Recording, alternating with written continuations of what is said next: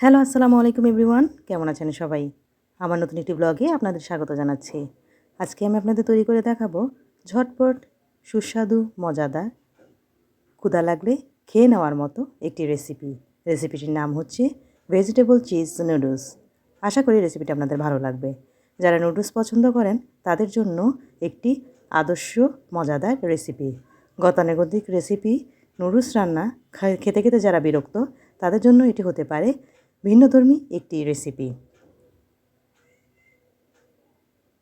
কিভাবে তৈরি করলাম চলুন এই রেসিপির মাধ্যমে আপনাদেরকে পুরো প্রসেসিংটা আমি দেখিয়ে দিচ্ছি। প্রথমে এখানে আমি নিয়ে নিলাম হাফ কাপ পরিমাণে গাজর, কিউব করে কেটে নিয়েছি। শীতকালীন যতগুলো সবজি আছে মোটামুটি প্রায় সবগুলোই আমি এখানে নিয়েছি। আপনারা যেই সিজনে যেই সবজি পাবেন সেগুলো নিয়ে নেওয়ার চেষ্টা করবেন। নিয়ে নিলাম ফুলকপি হাফ কাপ পরিমাণে, একই পদ্ধতিতে কেটে নিয়েছি। নিয়ে নিলাম আলু হাফ কাপ পরিমাণে, নিলাম বাঁধাকপি হাফ কাপ পরিমাণে। সবগুলো উপকরণ সবজিকে আমি ভালোভাবে ধুয়ে পরিষ্কার করে নিয়েছি। এখন চুলাতে একটি পাত্র বসিয়ে দিলাম। তার মধ্যে দিয়ে দিলাম বাটার 2 টেবিল চামচ পরিমাণে। চুলা মৃদু আছে, বাটারগুলোকে আমি গলিয়ে নিয়েছি। এখন তার মধ্যে দিয়ে দিব পেঁয়াজ কুচি 2 টেবিল চামচ পরিমাণে, দিয়ে দিলাম মরিচ কুচি 1 টেবিল চামচ পরিমাণে। ভালোভাবে একটু নেড়ে চেড়ে পেঁয়াজটা নরম হয়ে আসলে পর্যায়ে দিয়ে দিচ্ছি মোটামুটি শক্ত সবজিগুলো, গাজর, আলু এবং ফুলকপিগুলো। এখন আমি দিয়ে দিব মটরশুঁটি হাফ কাপ পরিমাণে। সবগুলোকে আমি ভালোভাবে মিশিয়ে নিয়ে নেড়ে চেড়ে একটু ভাজা ভাজা করে নেব সবজি থেকে পানি বের হয়ে আসা পর্যন্ত। এ পর্যায়ে দিয়ে দিচ্ছি চাট মশলা হাফ টেবিল চামচ পরিমাণে এবং নুডলস মশলা 1 টেবিল চামচ পরিমাণে। নেড়ে চেড়ে মিশিয়ে দিচ্ছি সবজিগুলোর সাথে।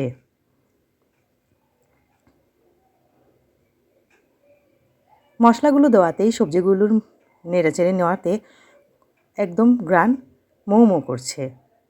মশলার সুগন্ধিতেই মনে হচ্ছে যেন এখনই ক্ষুধা লেগে গেল। এখন দিয়ে দিলাম 1 টেবিল চামচ পরিমাণে রসুন গুঁড়া। আপনারা চাইলে এখানে রসুন বাটাও দিতে পারেন। আবারও নেড়ে চেড়ে নিচ্ছি। এ পর্যায়ে দিয়ে দিলাম জিরা গুঁড়া 1 টেবিল চামচ পরিমাণে, লবণ হাফ টেবিল চামচ পরিমাণে। ভালোভাবে নেড়ে চেড়ে নিচ্ছি আবারও। সবজিগুলো যখন প্রায় ভাজা ভাজা হয়ে আসবে এ পর্যায়ে আমি দিয়ে দিব পানি 2 কাপ পরিমাণে। এখন আমি নেড়ে চেড়ে ঢাকনা দিয়ে রান্না করব সবজিগুলোকে বলক চলে আসা পর্যন্ত। 5 মিনিট ঢাকনা করে দিয়ে রান্না করার পর ঢাকনা সরিয়ে এখন আমি দিয়ে দিচ্ছি আগে থেকেই কেটে ধুয়ে পরিষ্কার করে রাখা বাঁধাকপি কুচি। আবারও নেড়ে চেড়ে দিচ্ছি।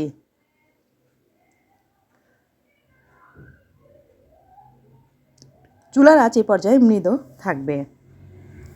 মিডিয়াম আছে এখন আমি দিয়ে দিচ্ছি আধা ভাঙা করে রাখা নুডলস 2 কাপ পরিমাণে। সবগুলো সবজির সাথে এখন নুডলসগুলোকে আমি ভালোভাবে নেড়েচেড়ে মিশিয়ে নিচ্ছি। নুডলস এবং সবজিগুলোকে এখন আমি কিছু সময়ের জন্য রান্না করব। প্রায় 5 মিনিট আমি ভালোভাবে বলক তুলে সিদ্ধ করে নিচ্ছি। আমি অন্য একটি বাটিতে নিয়ে নিলাম নর্মাল টেম্পারেচারে থাকা 2টি ডিম। ডিমগুলোকে এখন আমি ফেটিয়ে নিব।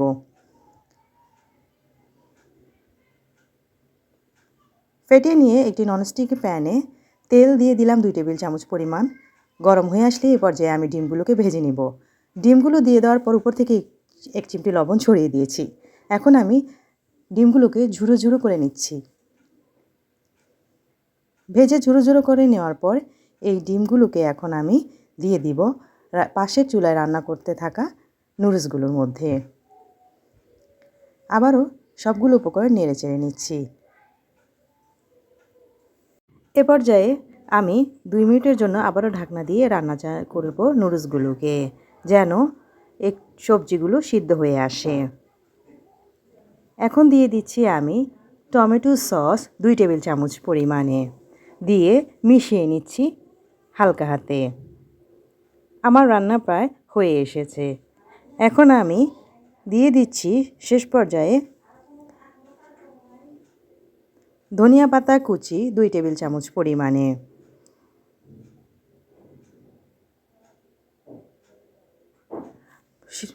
পানি এবং নুডলস মাখামাখা হয়ে আসলে চুলা থেকে নামিয়ে নিচ্ছি। ব্যাস তৈরি হয়ে গেল আমার সুস্বাদু মজাদার জুসি জুসি সবজি নুডলস। আপনারা হয়তো বা মনে প্রশ্ন জাগতে পারে আমি চিজ কোথায় দিলাম। হ্যাঁ, আপনারা চাইলে নামানোর আগে চিজ দিয়ে দিতে পারেন। আমি গরম গরম অবস্থায় উপর থেকে চিজগুলো ছড়িয়ে দিব। পরিবেশন পাত্রে নিয়ে নেওয়ার পর এ পর্যায়ে এখন আমি নুডলসগুলোর মধ্যে উপর থেকে ছড়িয়ে দিব গ্রেট করে রাখা পনিরগুলো। এতে গরমেই মেল্টেড হয়ে যাবে। দেখতেও দেখুন কি সুন্দর এবং আকর্ষণীয় হয়েছে, খেতেও কিন্তু দারুণ হয়েছে। বাচ্চাদের দিলে চেটেপুটে খাবে।